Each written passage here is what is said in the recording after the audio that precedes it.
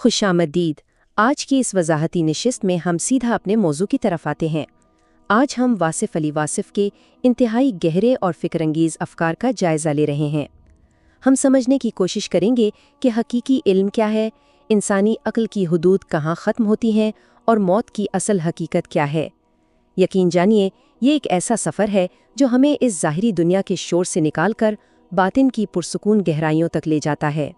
तो सबसे पहला सवाल जो जहन में उभरता है वो ये है कि आखिर ये हकीकी इल्म या ट्रू नॉलेज है क्या चीज़? क्या ये वाकई महज दुनियावी डिग्रियां या सर्टिफिकेट हासिल करने का नाम है, या बात इससे कहीं आगे की है? आइए इस तसव्वुराती सफ़र का आगाज़ करते हैं और देखते हैं कि ज़राए हमें इस बारे में क्या बताते हैं और इसकी असल बुनियाद किन चीज़ों पर रखी गई है। आज के इस सफ़र में हम जिन अहम बातों पर यके बाद दीगरे गौर करेंगे, उनमें ज़ाहिरी और हकीकी तालीम का फ़र्क, अक्ल की हदें, तज़किया और इश्क, सच्ची तौबा का तसव्वुर और आखिर में मौत की हकीकत शामिल हैं। तो चलिए आगे बढ़ते हैं। शुरुआत करते हैं पहले हिस्से से, जहां हम हकीकी इल्म और ज़ाहिरी तालीम के दरमियान फ़र्क को समझेंगे, यानी दुनियावी इदारों से ज़रा आगे का सफ़र। वासिफ साहब के यहाँ एक बहुत वाज़ेह और दिलचस्प फ़र्क मिलता है।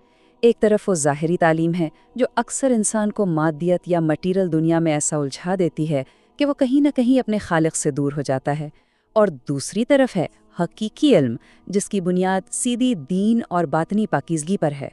यही वो इल्म है जो इंसान का बराह रास्त राब्ता उसके पैदा करने वाले से जोड़ देता है।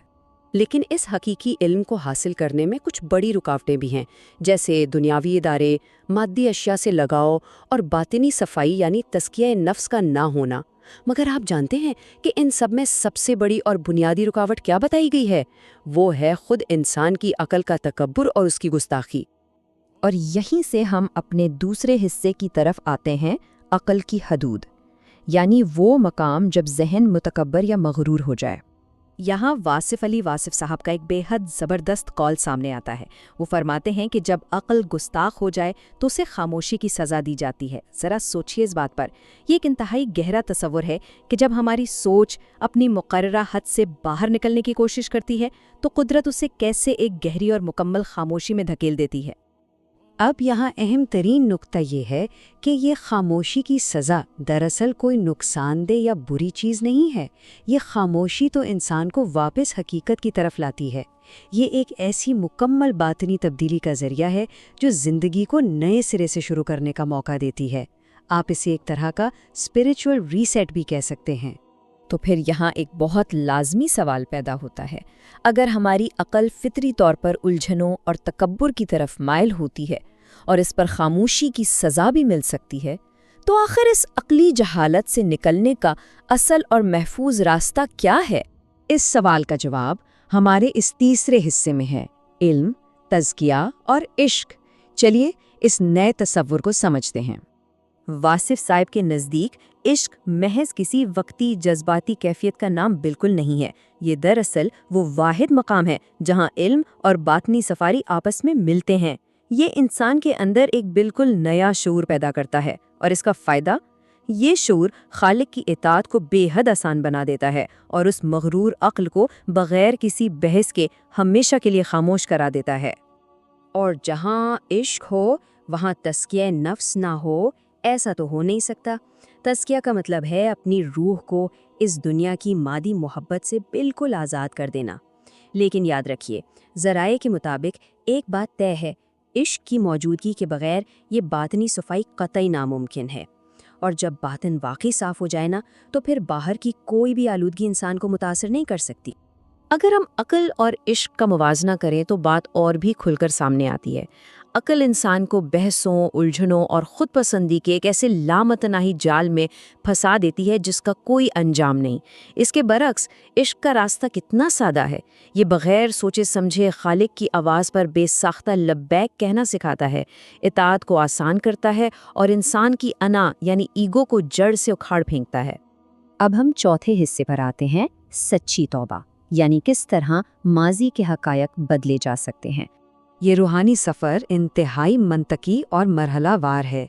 دیکھیے، یہ شروع ہوتا ہے صرف اپنی سمت یعنی اپنا ڈائریکشن خالق کی طرف درست کرنے سے، پھر یہ اندر کی اور روح کی صفائی کرتا ہے اور آخر میں ایک ایسے حیران انگیز مقام پر لے جاتا ہے جہاں قدرت آپ کے ماضی کی غلطیوں اور گناہوں تک کو نیکیوں میں بدل دیتی ہے نا حیران کن بات؟ اس کا سیدھا سا مطلب یہ ہے کہ سچی توبہ محض زبان سے چند الفاظ ادا کر دینے یا ہونٹ ہلا دینے کا نام نہیں ہے، یہ تو انسان کے وجود کی ایک مکمل کیفیت ہے۔ یہ مادیت سے پوری طرح کنارہ کشی اور اس ذات کی طرف پلٹ آنے کا نام ہے جو واقعتاً انسان کی روحانی حقیقت کو اندر سے بدل کر رکھ دیتا ہے۔ اور اب ہم اس سفر کے آخری اور 5ویں حصے پر پہنچتے ہیں، موت کی حقیقت، ایک ایسی آخری منزل جس کا خوف ہر انسان کے اندر کہیں نہ کہیں چھپا ہوتا ہے۔ واصف صاحب نے اس خوف کو جس طرح سمجھایا ہے وہ انتہائی شاندار اور تسلی بخش ہے۔ ایک عام مادی سوچ تو یہی ہے نا کہ موت زندگی کا ایک خوفناک اور حتمی خاتمہ ہے، پر اس کا روحانی زاویہ بالکل مختلف ہے۔ اس کے مطابق موت کوئی انجام نہیں ہے، یہ تو بس ایک حالت سے دوسری حالت میں منتقلی کا نام ہے، بالکل ویسے ہی جیسے پانی کی لہر پستی سے بلندی کی طرف سفر کرتی ہے۔ یہ افکار موت کے خوف کو منظم طریقے سے ختم کرنے کا ایک پورا فریم ورک دیتے ہیں۔ ان کا ماننا ہے کہ جیسے ہی آپ خالق کو پہچانتے ہیں، یہ خوف فوراً ختم ہو جاتا ہے۔ آخرت کا ڈر انسان کو ڈرانے کے لیے نہیں بلکہ آج کے اعمال ٹھیک کرنے کے لیے ہے، اور جب عشق الہی دل میں اتر آئے تو دنیاوی پریشانیاں ایک ایسے ابدی سکون میں بدل جاتی ہیں جسے کوئی آپ سے چھین نہیں سکتا۔ یہ قول ان تمام تعلیمات کا نچوڑ ہے۔ جو شخص اللہ کو پہچان لیتا ہے اس کے لیے موت کا خوف ختم ہو جاتا ہے، یعنی جس دن انسان کو اپنے خالق کی معرفت مل گئی اس کے ذہن سے موت کی انجام ہونے کا وہم ہمیشہ کے لیے ٹوٹ جاتا ہے، اور جو باقی رہ جاتا ہے وہ ہے صرف مکمل ذہنی اور روحانی اطمینان۔ اس نشست کے اختتام پر میں چاہوں گا کہ ہم سب ایک بہت گہرے سوال پر غور کریں۔ اگر حقیقی علم واقعتاً عقل کو عشق میں بدلتا ہے اور عشق موت کے خوف کو اس ابدی سکون میں تبدیل کر دیتا ہے، تو آج ہماری روح کس سمت سفر کر رہی ہے؟ کیا ہم صرف دنیاوی کامیابیوں کی اس اندھی دوڑ میں گم ہیں، یا اس حقیقی علم کی تلاش میں ہیں جو واقعی روح کو صدا کا سکون دے سکے؟ یہ ایک ایسا سوال ہے جو یقیناً ہم سب کو اپنے آپ سے ضرور پوچھنا چاہیے۔ کیا یہ ممکن ہے کہ ہماری جو ڈگریاں ہیں، یعنی جو ہماری اعلیٰ تعلیم ہے، اور وہ تیز ترار ذہنت جس پر ہم سب کو اتنا فخر ہوتا ہے، کیا یہ ممکن ہے کہ دراصل وہی چیزیں ہمیں کائنات کی سب سے بڑی سچائیوں سے دور کر رہی ہوں؟ اچھا، یہ واقعی ایک بہت ہی چونکا دینے والا خیال ہے۔ مطلب ہم تو بچپن سے یہی سنتے آئے ہیں نا کہ تعلیم حاصل کرو۔ بالکل، تاکہ ہم دنیا کو سمجھ سکیں۔ ہم ایک ایسے دور میں جی رہے ہیں جہاں معلومات کا ایک نہ ختم ہونے والا سیلاب ہے۔ ہم روز نئی چیزیں سیکھتے ہیں، کتابیں کھنگالتے ہیں اور سمجھتے ہیں کہ بس ہم بہت باشعور ہو گئے ہیں۔ ہاں، اور یہی وہ دھوکہ ہے جس کا شکار ہم سب ہیں۔ ایگزیکٹلی۔ تو آج کے اس ڈیپ ڈائیو میں ہم ایک ایسے فلسفے میں اترنے والے ہیں جو اس پوری سوچ کو بالکل الٹ کر رکھ دیتا ہے۔ میں واصف علی واصف کی مشہور کتاب گفتگو 2 اور ان کی مختلف فکری محافل کا مطالعہ کر رہی تھی، اور مجھے کچھ ایسے تصورات ملے جنہوں نے واقعی میرے سوچنے کا زاویہ بدل دیا۔ واصف صاحب کا انداز فکر ہے ہی ایسا، وہ بنیاد کو ہلاتے ہیں۔ ہاں، مطلب ہم ہمیشہ یہ کھوج لگانا کی کوشش کرتے ہیں کہ نیا کیا سیکھا جائے، لیکن آج ہم یہ سمجھنے کی کوشش کریں گے کہ حقیقی علم دراصل ہے کیا، اور کیسے ہماری اپنی عقل، جسے ہم اپنا سب سے بڑا ہتھیار سمجھتے ہیں، بعض اوقات ہماری سب سے بڑی رکاوٹ بن جاتی ہے۔ چلیں اس عقدے کو کھولتے ہیں۔ دیکھیں، سب سے پہلے تو اس بات کو سمجھنا ہوگا کہ واصف علی واصف کے نزدیک اصل علم سے مراد کیا ہے۔ یہ وہ علم نہیں ہے جو کسی کو نوکری دلا دے یا معاشرے میں کوئی رتبہ دے دے۔ صحیح، یعنی مادی تعلیم سے ہٹ کر۔ بالکل، اصل علم وہ ہے جو انسان کو اپنے خالق سے جوڑے، جو اسے اس کی اپنی حقیقت بتائے۔ یہ بات بظاہر عجیب لگتی ہے کیونکہ ہم تو یہی مانتے ہیں کہ جو جتنا پڑھا لکھا ہے وہ اتنا ہی شعور والا ہے۔ ہاں، ہم تو ڈگریوں سے شعور ناپتے ہیں۔ مگر واصف صاحب کے مطابق اگر وہ تعلیم انسان کے اندر بندگی کا احساس پیدا نہیں کر رہی تو وہ دراصل صرف ایک سراب ہے، ایک ایلیوژن ہے۔ اور یہی وہ نقطہ ہے جہاں میرے ذہن میں ایک بہت بڑا سوالیہ نشان پیدا ہوتا ہے۔ مطلب ہم تو ہر چیز کو، ہر نظریے کو اپنی عقل کے ترازو میں تولتے ہیں نا؟ یہی ہماری سب سے بڑی عادت ہے۔ تو اگر یہ ڈگریاں اور یہ نام نہاد عقلی پیمانے کافی نہیں ہیں تو پھر ہماری اس عقل کا آخر کام کیا ہے؟ واصف صاحب نے ایک جگہ لکھا ہے کہ انسانی عقل کی ایک حد ہوتی ہے۔ اچھا، یہ حد والی بات بہت اہم ہے۔ ہاں، اور جب انسان کا ذہن اس حد سے آگے جانے کی کوشش کرتا ہے، یا ان کے الفاظ میں جب عقل گستاخ ہو جاتی ہے، تو یہ انسان کو حقیقت کے قریب کرنے کے بجائے اس سے کوسوں دور لے جاتی ہے۔ بالکل، کیونکہ عقل کی فطرت میں ہے ہر چیز میں دلیل ڈھونڈنا۔ اور حیران انگیز بات یہ لگی مجھے کہ انہوں نے عقل کی اس گستاخی کی جو سزا بتائی ہے وہ کوئی آسمانی بجلی گرنا نہیں ہے، بلکہ وہ سزا ہے خاموشی۔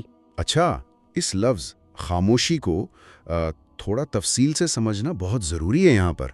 اگر ہم اسے ایک نفسیاتی تناظر میں دیکھیں تو یہ خاموشی کوئی عذاب یا قہر نہیں ہے۔ اچھا، تو پھر یہ کیا ہے؟ یہ دراصل ایک بہت بڑی نعمت ہے۔ ہوتا کیا ہے کہ انسان کی عقل ہر چیز میں منطق یعنی لاجک ڈھونڈتی ہے، لیکن جب بات کائنات کے ان رازوں کی آتی ہیں جو مادیات سے ماورا ہیں تو عقل وہاں کام کرنا چھوڑ دیتی ہے۔ یعنی عقل کی لاجک وہاں فیل ہو جاتی ہے۔ ایگزیکٹلی۔ اور جب عقل تھک ہار کر بالآخر خاموش ہو جاتی ہے تو وہ خاموشی دراصل وہ مقام ہوتا ہے جہاں سے ایک مکمل اندرونی تبدیلی، ایک ٹوٹل ٹرانسفارمیشن کا آغاز ہوتا ہے۔ مطلب وہ زیرو پوائنٹ ہے جہاں سے نئی شروعات ہوتی ہے۔ ہاں، انسان کو پہلی بار اپنی بے بسی، اپنی بندگی اور اس کائنات کی اصل طاقت کا احساس ہوتا ہے۔ عقل کی بھی اپنی ایک جہالت ہے، اور وہ جہالت یہ ہے کہ وہ سمجھتی ہے اسے سب کچھ معلوم ہے۔ واہ، عقل کی اپنی جہالت، یہ سننے میں کتنا عجیب لگتا ہے نا۔ اس بات کو سمجھنے کے لیے میرے ذہن میں ایک مثال آ رہی ہے۔ میں سوچ رہی تھی کہ فرض کریں یہ جو ہماری عقل ہے یہ بالکل ایک جدید گاڑی کے جی پی ایس کی طرح ہے۔ اچھا، جی پی ایس کی طرح؟ یہ دلچسپ ہے۔ دیکھیں، جب تک ہم شہر کی ان سڑکوں پر گاڑی چلا رہے ہیں جن کا نقشہ جی پی ایس میں موجود ہے تو یہ بہت شاندار کام کرتا ہے، بتاتا ہے کہاں سے دائیں مڑنا ہے، کہاں ٹریفک جیم ہے۔ صحیح، شہر کے اندر تو جی پی ایس بالکل پرفیکٹ ہے۔ لیکن ذرا تصور کریں کہ ہم کسی بہت ہی نامعلوم، گہرے اور پراسرار جنگل میں داخل ہو جاتے ہیں جو کہ دراصل روحانیت اور ذات کی پہچان کا سفر ہے۔ اب اس جنگل کا نقشہ تو اس جی پی ایس میں ہے ہی نہیں۔ بالکل نہیں ہے، وہاں تو سگنلز بھی نہیں ہوتے۔ تو وہ کیا کرے گا؟ وہ بار بار چیخے گا، ریکیلکولیٹ۔ وہ راستہ دکھانے کے بجائے الٹا ایک شدید الجھن اور گھبراہٹ پیدا کرے گا، یہاں تک کہ تنگ آ کر بالآخر ہمیں وہ جی پی ایس بند کرنا پڑے گا۔ تو کیا یہ کہا جا سکتا ہے کہ عقل کا وہ جی پی ایس بند کرنا ہی دراصل وہ خاموشی ہے؟ کیا بات ہے! یہ جی پی ایس والی مثال کافی حد تک صورتحال کو واضح کرتی ہے، لیکن یہاں مجھے تھوڑا سا اس میں اضافہ کرنے دیں۔ ہاں ضرور، کیونکہ واصف صاحب کا فلسفہ اس سے ایک قدم آگے جاتا ہے۔ دیکھیں، جی پی ایس تو بے جان ہے نا، اسے سگنل نہیں ملتا تو بس کنفیوز ہو جاتا ہے۔ لیکن انسانی عقل کے ساتھ مسئلہ یہ ہے کہ اس میں انا شامل ہوتی ہے، ایگو۔ اچھا، یعنی وہ مانتی نہیں ہے کہ اسے راستہ نہیں پتا۔ ایگزیکٹلی، وہ اپنی حد ماننے سے انکار کر دیتی ہے۔ وہ ضد کرتی ہے کہ نہیں، اس جنگل کا راستہ بھی میں اپنے انہی پرانے شہری نقشوں سے ہی تلاش کروں گی۔ یہی وہ گستاخی ہے جس کا ذکر پہلے ہو رہا تھا۔ ہاں، اب سمجھ آئی۔ یعنی ہم زبردستی مادی دنیا کی لاجک کو روحانی دنیا پر لاگو کرنے کی کوشش کرتے ہیں۔ بالکل، اور نتیجتاً ہم بحث اور ذہنی انتشار کا شکار ہو جاتے ہیں۔ عقل تنہا کبھی بھی اس حقیقت تک نہیں پہنچ سکتی جو محسوس کرنے والی ہو، اور یہاں سے اس فلسفے کا ایک نیا باب کھلتا ہے کہ اگر عقل راستہ نہیں دکھا سکتی تو پھر راستہ دکھائے گا کون؟ صاحب دیتے ہیں عشق۔ صحیح۔ اور کتاب پڑھتے ہوئے مجھے یہی الجھن ہو رہی تھی کہ اگر میں اپنا عقلی جی پی ایس بند کر دوں تو کیا میں اس جنگل میں بھٹک نہیں جاؤں گی؟ لیکن جیسا آپ نے کہا، عقل کے اس انتشار سے بچنے کا واحد راستہ عشق ہے۔ بالکل، اور یہ کوئی معمولی راستہ نہیں ہے۔ ان کا ماننا ہے کہ جب انسان کسی کامل رہنما یا اپنے خالق کی آواز پر دل کی گہرائیوں سے لبیک کہتا ہے تو وہ دراصل عشق کے سائے میں آ جاتا ہے، اور یہاں وہ ایک بہت گہری بات کہتے ہیں کون سی بات؟ کہ باطنی پاکیزگی جسے ہم تزکیہ کہتے ہیں اور حقیقی علم، یہ دونوں صرف ایک ہی مقام پر اکٹھے ہو سکتے ہیں، اور وہ مقام عشق ہے۔ یعنی اگر عشق نہیں ہے تو علم بھی نفع نہیں دے گا۔ اور اس کی وجہ پتہ ہے کیا ہے؟ وجہ یہ ہے کہ عقل انسان کو ہمیشہ سوالوں میں الجھائے رکھتی ہے۔ یہ کیوں ہوا؟ اس کا مجھے کیا فائدہ ہوگا؟ کیا اس میں کوئی نقصان تو نہیں؟ ہاں، عقل تو ہر وقت فائدہ نقصان ہی کیلکولیٹ کرتی رہتی ہے۔ لیکن عشق انسان کے اندر ایک بالکل نیا شعور، ایک نئی فریکوینسی پیدا کر دیتا ہے۔ واصف صاحب اسے بڑی خوبصورتی سے سمجھاتے ہیں کہ جن کاموں کو کرنے کے لیے عقل کو بہت زیادہ ڈسپلن، مشقت اور قربانی کی ضرورت ہوتی ہے، عشق انہی کاموں کو انتہائی آسان بنا دیتا ہے۔ یعنی اوبیڈینس یا اطاعت آسان ہو جاتی ہے۔ ایگزیکٹلی۔ عقل انسان کو مصلحت اور اپنے فائدے کی سوچ میں قید رکھتی ہے، جبکہ عشق انسان کو اپنی ذات کی نفی کرنا سکھاتا ہے، اور جب ذات کی نفی ہو جائے تو بندگی کبھی بوجھ نہیں لگتی۔ اچھا، ایک منٹ رکیں، مجھے اس نقطے پر تھوڑا سا پش بیک لینا ہے، مطلب ایک تنقیدی سوال اٹھانا ہے۔ ہاں پوچھیں۔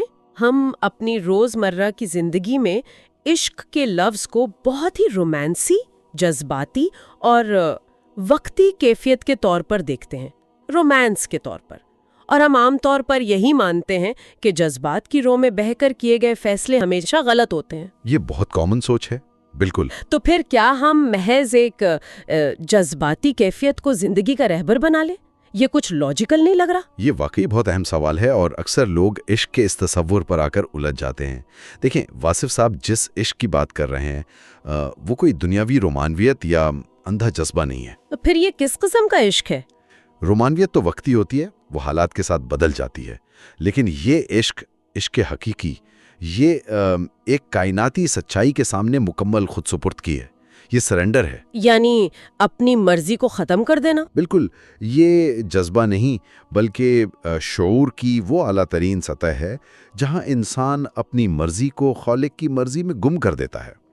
عقل آپ کو اپنی ذات کا دفاع کرنا سکھاتی ہے، جبکہ عشق آپ کو اپنی ذات سے بالاتر ہونا سکھاتا ہے۔ اچھا، میرا خیال ہے اس بات کو روزمرہ زندگی کی ایک مثال سے ذرا آسان کرتے ہیں۔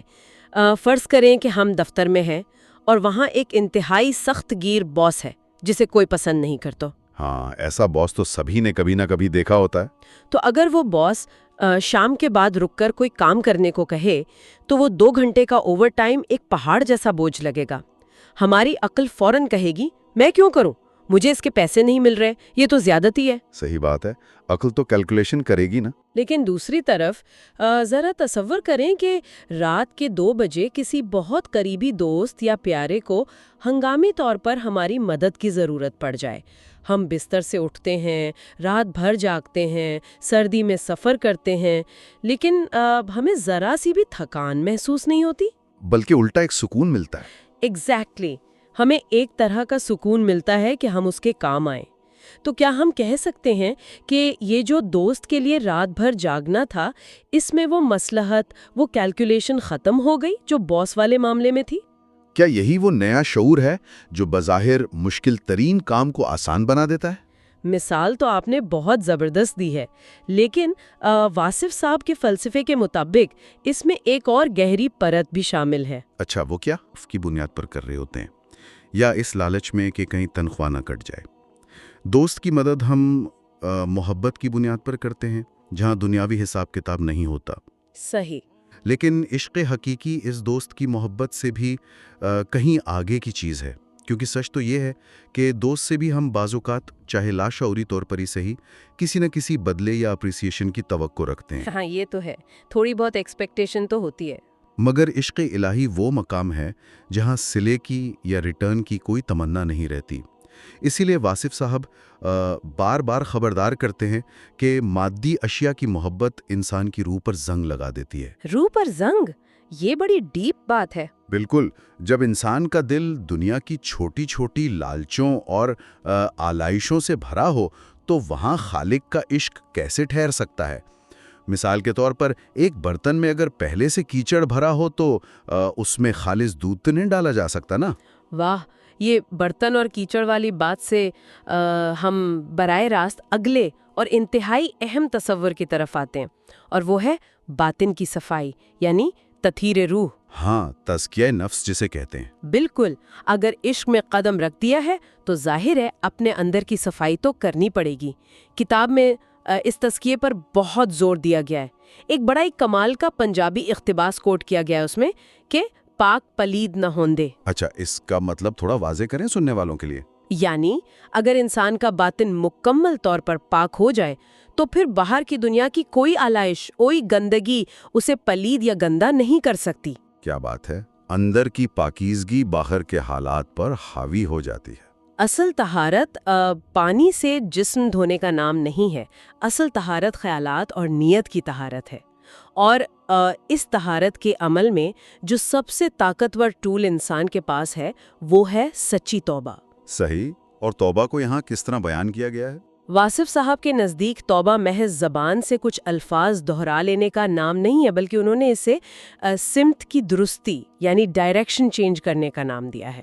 اور یہ سمت کی درستی کوئی عام بات نہیں ہے، یہ واقعی ایک مکمل پیراڈائم شفٹ ہے۔ وہ کیسے؟ دیکھیں، اگر ہم کائنات کے نظام کو دیکھیں تو یہ پورا نظام کاز اینڈ ایفیکٹ یعنی علت اور معلول کے قانون پر چل رہا ہے۔ آپ آگ میں ہاتھ ڈالیں گے تو ہاتھ جلے گا، آپ برا کام کریں گے تو اس کا برا نتیجہ نکلے گا۔ یعنی ہر ایکشن کا ری ایکشن ہے۔ بالکل، یہ ایک کائناتی جال ہے، لیکن واصف صاحب کا فلسفہ بتاتا ہے کہ اس بے رحم اور ریاضیاتی جال سے نکلنے کا صرف ایک ہی راستہ ہے، اور وہ ہے اللہ کی رحمت اور سچی توبہ۔ یعنی توبہ اس جال کو توڑ دیتی ہے۔ ہاں، جب انسان واقعی اپنے دل سے توبہ کرتا ہے اور اپنی سمت درست کر لیتا ہے تو قدرت اس کے باطن کو اس قدر پاک کر دیتی ہے کہ مادی دنیا کا حساب کتاب وہاں فیل ہو جاتا ہے۔ اور حیران کن بات یہ ہے کہ سچی توبہ سے نہ صرف ماضی مٹ جاتا ہے بلکہ وہ پچھلی خطائیں نیکیوں میں بدل جاتی ہیں۔ اچھا، معاف کیجیے گا مگر یہاں میری عقل پھر سے وہ GPS والا ری کیلکولیٹ کرنے لگ گئی ہے۔ ہاں، عقل کا تو کام ہی یہی ہے، کیا الجھن ہے؟ دیکھیں، یہ بات سمجھ تو آتی ہے کہ معافی مل جاتی ہے، لیکن سمت کی درستی، میں اسے یوں دیکھتی ہوں کہ فرض کریں ہم ایک ہائی وے پر فل سپیڈ میں غلط سمت میں جا رہے ہیں۔ صحیح، ہائی وے کی مثال لے لیتے ہیں۔ اب گاڑی چلاتے ہوئے ہم کتنا مرضی روتے رہیں، گڑ گڑاتے رہیں کہ ہائے میں غلط راستے پر آ گئی، اس رونے سے تو ہماری منزل قریب نہیں آئے گی نا۔ بالکل نہیں آئے گی۔ ہمیں آخر کار سٹیئرنگ ویل گھما کر ایک یو ٹرن لے کر مخالف سمت میں سفر شروع کرنا پڑے گا۔ یہی سمت کی درستی ہے۔ لیکن میری الجھن یہ ہے کہ یہ کیسے ممکن ہے کہ برسوں کا وہ غلط سفر، سالوں کا بوجھ اور وہ تمام غلطیاں جو ہم کر چکے ہیں محض ایک لمحے کے یو ٹرن سے نیکیوں میں بدل جائیں؟ یہ آخر کام کیسے کرتا ہے؟ یہ واقعی ایک بہت ہی لاجواب سوال ہے، اور لوگ اکثر اس پر آ کر اٹک جاتے ہیں، کیونکہ ظاہری آنکھ اور منطق تو یہی کہتی ہے نا کہ جو گزر گیا سو گزر گیا۔ ہاں، جو ٹائم ویسٹ ہو گیا وہ واپس تو نہیں آنا۔ لیکن جب ہم باطنی دنیا میں سمت درست کرتے ہیں تو ہم دراصل اپنی پوری حقیقت اور اپنے تناظر کو بدل دیتے ہیں۔ اسے یوں سمجھنے کی کوشش کریں کہ جب انسان سچے دل سے توبہ کرتا ہے تو اس کی پچھلی زندگی کی تمام غلطیاں اور گناہ دراصل اس کے لیے سبق بن جاتے ہیں۔ صحیح، یعنی وہ ایک لرننگ پوائنٹ بن جاتا ہے۔ ہاں، وہ ان غلطیوں سے وہ عاجزی، وہ دکھ اور وہ انکساری سیکھتا ہے جو شاید 100 سال کی عبادت سے بھی اسے نہ ملتی۔ چونکہ انہی غلطیوں کی وجہ سے وہ بالآخر اپنے خالق کے در پر روتا ہوا پہنچا ہے، تو وہ غلطیاں اس کے سفر میں رکاوٹ بننے کے بجائے اس کی بندگی کو مضبوط کرنے کا ایندھن بن جاتی ہیں۔ واہ، ایندھن بن جاتی ہیں، کیا خوبصورت تشبیہ ہے۔ بالکل، جب ایک برائی آپ کے اندر عاجزی پیدا کر کے آپ کو خالق کے قریب کر دے تو وہ برائی اپنا منفی اثر کھو دیتی ہے اور نیکی کے پلرے میں شمار ہونے لگتی ہے۔ یہ ہے وہ کیمیا، وہ کیمسٹری جو سچی توبہ پیدا کرتی ہے۔ کیا کمال نکتہ ہے یہ! یعنی وہ غلطی جس پر انسان شرمندہ ہوتا ہے، وہی شرمندگی اس کی انا کو توڑ دیتی ہے اور اسے وہ عاجزی عطا کرتی ہے جو اسے احسان تقویم کی طرف لے جاتی ہے۔ ایگزیکٹلی، اور احسان تقویم کا ذکر اس مقام پر بہت اہم ہے۔ ہاں، اور اس کتاب میں احسان تقویم پر بہت گہرائی سے بات کی گئی ہے۔ ہم معاشرے کو کیسے دیکھتے ہیں اور انسان کی حقیقت کیا ہے، اس پر گفتگو کرتے ہوئے قرآنی قسم یعنی زیتون کی قسم کا حوالہ دیا گیا ہے۔ انسان کی اس بہترین تخلیق کی طرف اشارہ ہے جسے احسان تقویم کہتے ہیں۔ لیکن ساتھ ہی انسان کی گراوٹ کا بھی ذکر ہے نا؟ بالکل، یہاں انسان کی زندگی کو اور معاشرے کو ایک لہر یعنی ایک ویو کی طرح پیش کیا گیا ہے. یعنی زندگی کوئی سیدھی لکیر نہیں ہے، اس میں عروج بھی ہے اور زوال بھی. اور اس لہر کے تصور سے واصف صاحب ایک بہت بڑا سماجی سبق دیتے ہیں. ہم اکثر دیکھتے ہیں کہ معاشرے میں کچھ لوگ بہت نیک نیتی سے اصلاح کی کوشش کرتے ہیں، تحریکیں چلاتے ہیں، مگر بری طرح ناکام ہو جاتے ہیں. ہاں، اور ہم سوچتے ہیں کہ نیت تو اچھی تھی، پھر ناکامی کیوں ہوئی؟ واصف صاحب اسے واضح کرتے ہیں کہ محض نیت کا درست ہونا کافی نہیں ہے. اگر آپ کی ٹائمنگ درست نہیں ہے، اگر وقت کا انتخاب غلط ہے، تو بڑے سے بڑا نیک مقصد بھی اپنی موت آپ مر جاتا ہے. یعنی اس لہر کو سمجھنا ضروری ہے. بالکل، معاشرہ ایک لہر کی طرح حرکت کرتا ہے، اور پھر وہ دنیاوی عروج کو بھی بڑی خوبصورتی سے ڈی کوڈ کرتے ہیں. فرماتے ہیں کہ دنیا کا عروج تو ایک بازار کی طرح ہے جو صبح سجتا ہے اور شام کو بند ہو جاتا ہے. اچھا، شام کو بازار بند ہونے کی مثال. ہاں، اور شام کے وقت اس بازار میں سوائے سناٹے اور کوڑے کے کچھ نہیں ہوتا. اف، یہ بازار والی مثال مجھے ہمیشہ تھوڑا خوف زدہ کر دیتی ہے. ہم اپنی پوری زندگی اس بازار میں اپنی دکان چمکانے، اپنا سٹیٹس بنانے اور عروج حاصل کرنے میں لگا دیتے ہیں، اور پھر ایک وقت آنا ہے کہ مارکیٹ بند ہونے لگتی ہے. یہی تو اس مادی دنیا کی حقیقت ہے. اور یہی وہ مقام ہے جہاں واصف صاحب نے عقیدے اور ہماری اگلی نسل کی تربیت کو جوڑا ہے. انہوں نے بہت سختی سے اس بات کی طرف اشارہ کیا ہے کہ اگر والدین اپنے بچوں کو صرف دنیاوی ہنر سکھا رہے ہیں کہ بیٹا بس اس بازار میں دکان چلانا سیکھ لو، ایگزیکٹلی، اور انہیں اللہ پر بھروسہ اور توکل نہیں سکھا رہے، تو وہ دراصل ان کے ساتھ بہت بڑی زیادتی کر رہے ہیں. صحیح بات ہے، کیونکہ بازار تو بند ہونا ہی ہے ایک دن. ہاں نا، کیونکہ جب کل کو ان کی دنیاوی دکان پر زوال آئے گا یا بازار بند ہوگا تو وہ بچے تو بری طرح ٹوٹ جائیں گے. انہیں نقصان برداشت کرنا ہی نہیں آئے گا. ان کے پاس کہنے کو انا للہ و انا الیہ راجعون کا عظیم عقیدہ نہیں ہوگا. بالکل، ان کی فاؤنڈیشن ہی نہیں ہوگی. اور اسی مادی بازار کے ختم ہونے کا جو سب سے بڑا اور حتمی خوف انسان پر حاوی ہوتا ہے، وہ خوف خدا نہیں ہے، وہ دراصل موت کا خوف ہے. موت کا خوف شاید انسانی نفسیات کا سب سے پیچیدہ مسئلہ ہے. ہر انسان اچھی طرح جانتا ہے کہ اس نے مرنا ہے، پھر بھی وہ اس سے ایسے خوف زدہ رہتا ہے جیسے یہ کوئی اچانک ہونے والا حادثہ ہو. ہاں، جیسے یہ کبھی ہونا ہی نہیں تھا. لیکن واصف علی واصف کے ہاں موت کا تصور بالکل مختلف ہے. وہ موت کو زندگی کا دی اینڈ یا مکمل خاتمہ نہیں مانتے. تو پھر وہ اسے کیا کہتے ہیں؟ وہ اس سے محض ایک منتقلی یعنی ایک ٹرانزیشن قرار دیتے ہیں، ایک حالت سے دوسری حالت میں ٹرانسفر. جو شخص اپنے اندر تزکیہ کر لیتا ہے اور اپنے خالق کو پہچان لیتا ہے، اس کا یہ موت کا خوف بالکل ختم ہو جاتا ہے. ایسا کیسے ممکن ہے؟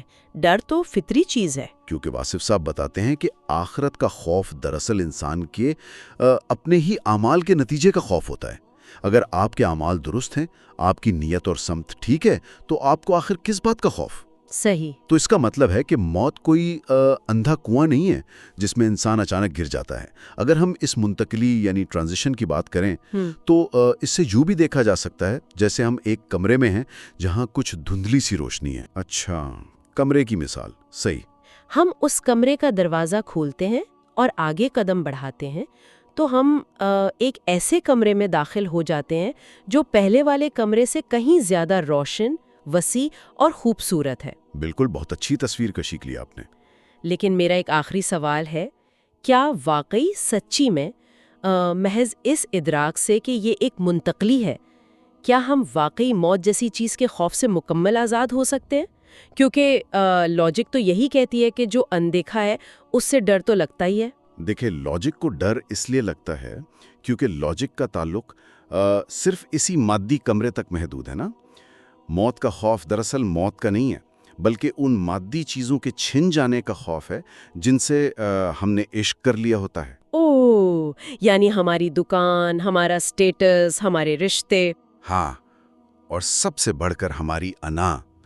جس شخص کا دل ان مادی چیزوں سے خالی ہو کر صرف خالق کے عشق سے بھر جائے، اسے موت ایک خوفناک انجام نہیں بلکہ خالق سے ملاقات کا دروازہ محسوس ہوتی ہے.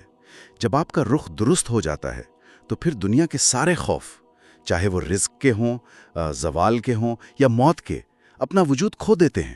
کیا حیرت انگیز اور گہرا فکری سفر رہا ہے آج کا۔ اگر ہم اس سارے مباحثے کو سمیٹیں تو ہم نے دیکھا کہ کیسے یہ جدید دنیا کا نظام اور صرف معلومات اکٹھی کرنے کی دوڑ ہمیں عقل کے ایک خطرناک انتشار میں پھنسا دیتی ہے۔ بالکل، ہمارا ذہنی جی پی ایس ہمیں الجھاتا رہتا ہے۔ ہاں، اور اس الجھن سے نکلنے کا راستہ اس خاموشی سے گزر کر عشق کے مقام تک جاتا ہے۔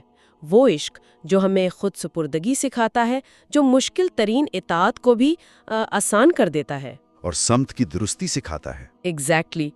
ہم نے دیکھا کہ کیسے سمت کی درستی یعنی سچی توبہ کا ایک شعوری یو ٹرن نہ صرف ہمارے ماضی کے بھاری بوجھوں کو بصیرت میں بدل دیتا ہے، بلکہ ہمیں اس دنیاوی بازار کے عارضی پن کا احساس دلاتا ہے۔ صحیح بات ہے۔ اور یہی باطنی پاکیزگی بالآخر ہمیں ہمارے سب سے بڑے حتمی خوف یعنی موت کے خوف سے مکمل طور پر آزاد کر دیتی ہے، کیونکہ تب ہم جان لیتے ہیں کہ دروازے کے اس پار تو روشنی ہی روشنی ہے۔ بالکل صحیح سمیتا آپ نے، اور یہی وہ سبق ہے جو سننے والوں کو اور ہم سب کو ہمیشہ یاد رکھنا چاہیے۔ علم کا مقصد ذہن کو ایسی معلومات سے بھرنا نہیں ہے جو آپ کو مزید بے چین کر دیں۔ علم کا اصل مقصد روح کو منور کرنا ہے۔ جو علم آپ کے اندر عاجزی پیدا نہیں کرتا، وہ دراصل علم کے بھیس میں ایک نیا حجاب ہے۔ واہ، علم کے بھیز میں ایک نیا حجاب۔ ہم نے آج کی اس گفتگو کے آغاز میں عقل کی حد اور اس سے پیدا ہونے والی حیرت انگیز خاموشی کی بات کی تھی۔ تو چلیں آج کے اس ڈیپ ڈائیو کو ایک ایسے سوال پر ختم کرتے ہیں جس پر سننے والوں کو خود غور کرنا پڑے گا۔ ضرور، پوچھیے۔ ذرا سوچئے، اگر ہماری عقل کی سب سے بڑی کامیابی ہی یہ ہے کہ وہ اپنی حد کو پہچان کر چپ ہو جائے، اور اگر واقعی اسی گہری خاموشی میں ہمیں اس کائنات کے اور ہماری اپنی ذات کے سب سے بڑے راز سمجھ آتے ہیں، تو کیا یہ ممکن ہے کہ ہماری پوری زندگی کی سب سے گہری، سب سے سچی اور معنی خیز گفتگو وہ ہو جس میں ہم ایک لفظ بھی نہ بولیں؟